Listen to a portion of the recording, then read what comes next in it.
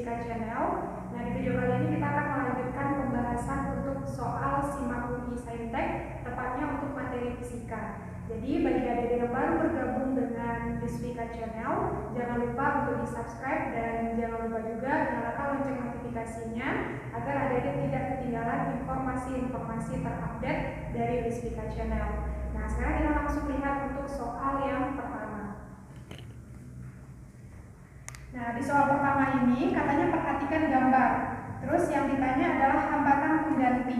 Jadi ini soalnya sebetulnya sangat sederhana ya, tapi mungkin sebagian dari adik-adik ada yang sudah panik dengan gambar yang disajikan. Intinya di sini dari soal nomor 1 ini kita menggunakan konsep rangkaian listrik, tepatnya untuk rangkaian resistor. Jadi setiap resistor atau hambatan itu bisa kita rangkai dua macam. Ada yang dirangkai sejajar, seri, dan ada yang dirangkai secara paralel. Kalau seri itu kan maksudnya sejajar tadi ya. Nah, untuk menentukan nilai dari hambatan total untuk seri ini ada tinggal jumlahkan. Jadi RS itu sama dengan R1 tambah R2. Sedangkan kalau dia paralel atau bercabang, ini ada digunakan rumus 1 per RP sama dengan 1 per R1 ditambah 1 per R2 dan seterusnya. Nah, kalau misalnya nanti ada beberapa buah resistor yang mempunyai nilai hambatan sama, berarti adik-adik bisa pakai rumus cepat. Untuk seri itu tinggal adik-adik kalikan dengan banyak R dengan nilai R itu sendiri. Tapi kalau untuk paralel, RP itu nilainya sama dengan R per banyak dari R tersebut. Jadi kalau untuk seri dikalikan, kalau untuk paralel tinggal dibagi. Nah, gambarnya jangan lupa ya, kalau seri tadi kan sejajar, misalnya ini R1, R2, boleh kiri kanan, boleh atas bawah. Kalau paralel kan bercabang, berarti sama, boleh atas bawah, boleh kiri kanan. Ini R1, ini R2. Oke. Kembali lagi ke soal. Kita lihat soalnya di situ kita selesaikan dulu atau kita sederhanakan gambarnya. Nah, jadi kita lihat ini dulu. 4 ohm sama 4 ohm. Ini kalau kita putuskan bagian ini, kita tarik, pasti dia akan sejajar. Otomatis di sini kita akan dapat nilai RS1. Karena R-nya bernilai sama, berarti N dikali dengan R. R-nya berapa buah? 2. Berarti 2 kali 4, berarti nilai hambatan total untuk dua buah hambatan ini tentu 8 ohm. Oke, kemudian gambarnya akan berubah. Gambar selanjutnya bagaimana? Kakak lanjutkan di sini ya. Di sini. Nah, jadi yang 7-nya tetap, ini 7 ohmnya tetap. Yang 7 ohm. Kemudian ini sudah kita gabungkan, berarti nilainya tadi 8 ohm. Kemudian 8 ohm ini masih ada, ini 8 ohm. Kemudian ini masih ada ya semuanya. Ini masih ada 2 ohm. Terus ini 6 ohm dan ke bawahnya juga masih ada 6 ohm. Nah, ini dia nyambung gitu. Oke, ini akan sambungkan ini aja lah. Nah, jadi ini yang 8 ohm tadi yang udah kita cari, ini 8 ohm. Kemudian ini 2 ohm, ini 6 ohm, ini 6 ohm juga ke bawah, ini 7 ohm. Oke, sekarang kalau kita lihat 8 ohm sama 8 ohm ini kan paralel lagi nih atau bercabang. Berarti adik-adik bisa mendapatkan di sini nilai dari RP1. Ini kakak simbolkan dengan RP1. Cara cepatnya tadi adik-adik tinggal bagi dengan banyak R.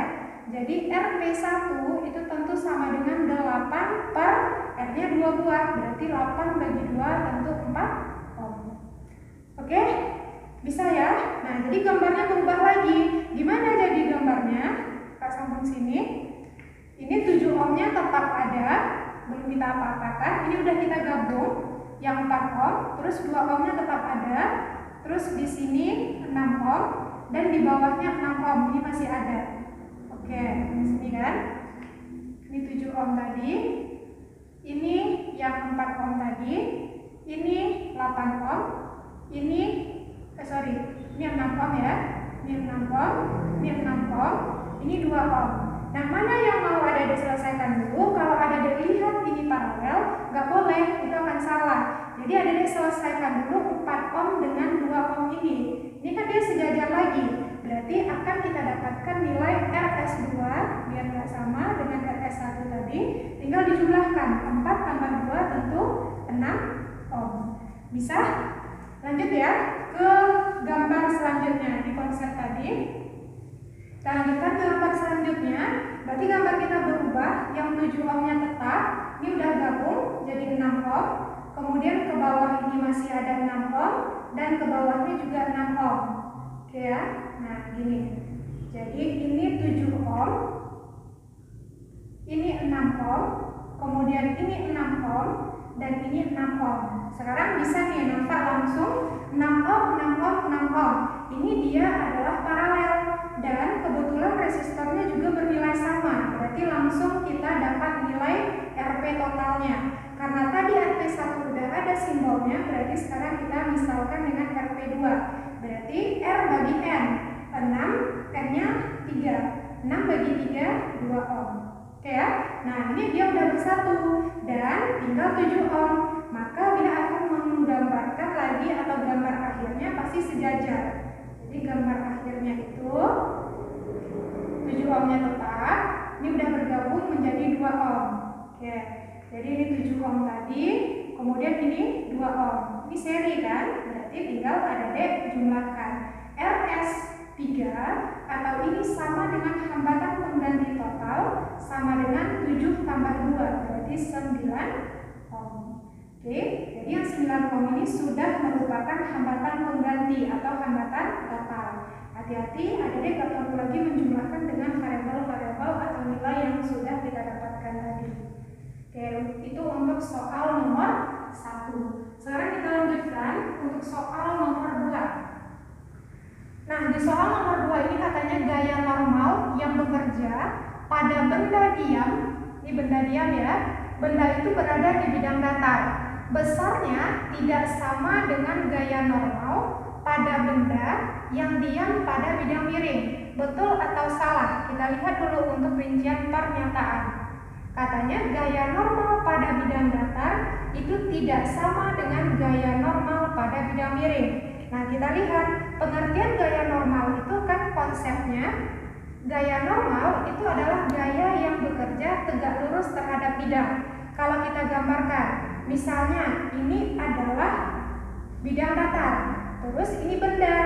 Mana yang gaya normalnya? Tentu gaya yang tegak lurus terhadap bidang. Ini N. Oke, nilai N itu pasti akan sama dengan berat benda. Kenapa sama dengan berat benda? Karena di sini posisi benda itu dalam keadaan diam ya. Itu untuk benda yang berada di bidang datar. Jadi nilai N sama nilainya dengan gaya berat. Hukum 1 Newton. Sigma F sama dengan 0. Selanjutnya, kalau kita gambarkan pada bidang miring, misalnya ini bidang miring. Oke, membentuk sudut tertentu sebesar theta. Jadi ini ada bendanya. Kita gambarkan lagi gaya-gaya yang bekerja pada benda. Tegak lurus terhadap bidang miring ini adalah gaya normal. Ingat lagi, apakah dia sama dengan gaya berat? Gaya berat kan artinya gaya yang menuju pusat bumi. Ini W. Nah, cuma di sini dia membentuk sudut theta. Berarti adanya harus proyeksikan. Sejajar dengan bidang miring itu adalah W sin ya, W sin theta. Kemudian yang ke bawah ini adalah W cos theta. Kita lihat mana gaya yang sejajar dengan gaya normal. Tentu nilai dari gaya normal itu tidak sama dengan W, tapi sama dengan W cos theta. Jadi N itu sama dengan W cos theta. Inilah yang mengakibatkan gaya normal pada bidang datar tidak sama dengan gaya normal pada bidang miring. Berarti pernyataannya betul. Lanjut ke alasan, gaya normal merupakan gaya yang dikerjakan permukaan bidang terhadap benda yang menyentuhnya. Ini betul ya, karena pengertian gaya normal itu adalah atau gaya normal itu ada ketika benda berada pada suatu bidang. Cuma antara pernyataan dan alasan ini tidak ada hubungannya, kecuali kalau alasannya menjelaskan tentang gaya normal itu arahnya tegak lurus terhadap arah bidang. Oke ya, jadi karena dia tidak berhubungan, untuk nomor 2 ini jawabannya tentu yang option B.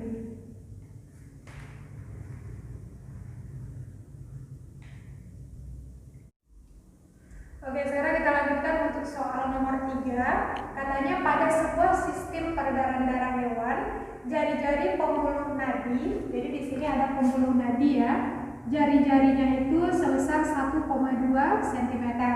Darah mengalir dari pembuluh nadi dengan kelajuan 0,4 meter per second. Jadi yang pertama ada pembuluh nadi. Kemudian menuju ke seluruh pembuluh kapiler. Jadi ada lagi pembuluh kapiler dengan kelajuan 0,5 mm per second.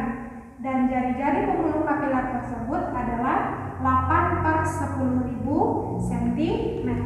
Pertanyaannya, jumlah pembuluh kapiler berapa? Jadi kalau kita bikin diketahui di sini dulu. Di situ kan ada 2 pembuluh ya. Ada 2 pembuluh, kita bikin dulu. Nah, di mana ada yang disebut dengan pembuluh nadi katanya. Pembuluh nadi dan ada pembuluh kapiler.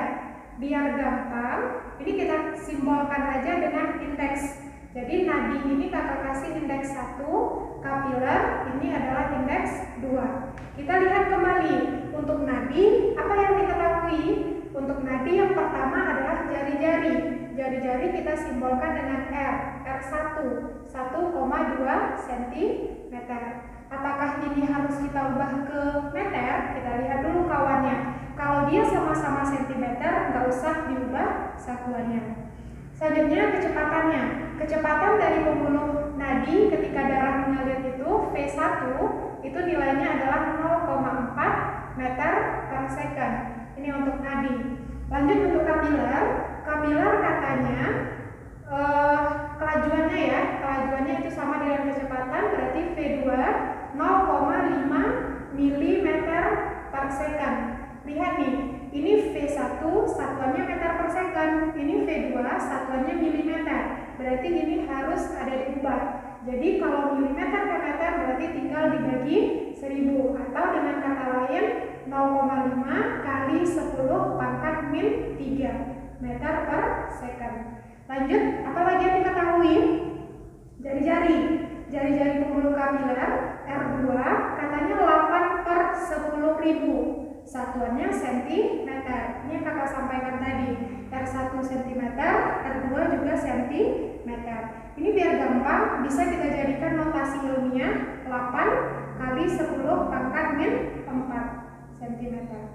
Nah, kalau ada yang bertemu dengan soal kayak gini dengan bimbingan variabel V dan R, pasti kita bisa menentukan konsep yang akan kita gunakan.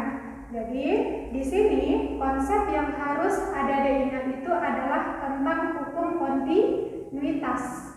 Hukum kontinuitas yaitu dibahas dalam bab fluida dinamis. Nah, untuk hukum kontinuitas ini menyatakan bahwa debit yang mengalir atau debit pada suatu pipa yang berhubungan itu nilainya pasti tetap.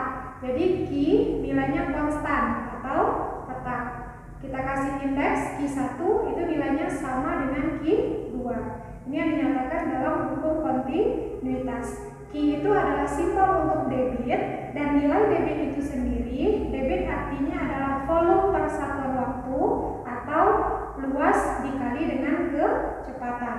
Berdasarkan variabel yang diketahui di soal, jelas rumus debit yang kita gunakan adalah A dikali dengan V, luas dikali dengan kecepatan. Langsung kita masukkan ke dalam hukum kontinuitas untuk menentukan jumlah pembuluh kapiler. Jumlah ini bisa kita simbolkan dengan N ya, untuk kapiler. Berarti Q1 nilainya sama dengan Q2. A1 dikali dengan V1. A yang variabel atau indeks 1 tadi untuk nadi, yang 2 untuk kapiler. Yang ditanyakan jumlah pembuluh kapiler. Berarti di sini ada variabel N. A2 dikali dengan V2.